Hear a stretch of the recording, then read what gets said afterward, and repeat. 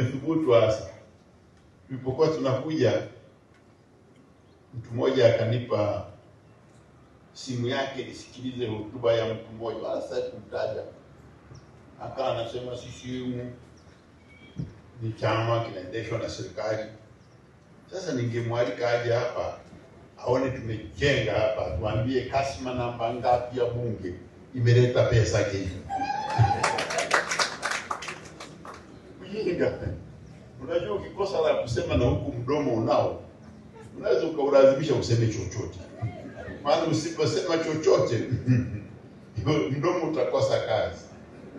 Utakuwa unakula tu bila kusema, na mdomo una kazi mbili tu, kula na kusema. Kwa hiyo kazi hii inaonyesha chama kipo.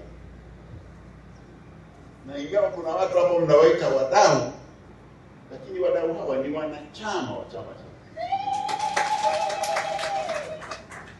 Ni wanachama wa Chama cha Mapinduzi ambao wamejitoa kwa njia ya hiari, sio kodi. Maana serikali inaendeshwa kwa kodi. Sasa tuendeshwe kwa kodi. Sasa yeye anasema Chama cha Mapinduzi ni serikali. Serikali tunayo, tunapewa ridhaa na wananchi, na sisi tunaendelea kuiongoza.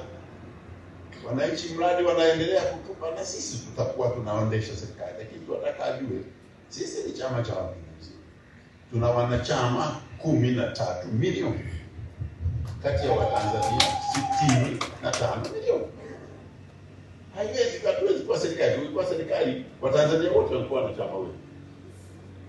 Lakini sisi ni chama cha siasa, tuna wanachama 13 milioni, ndio wanaokiendesha.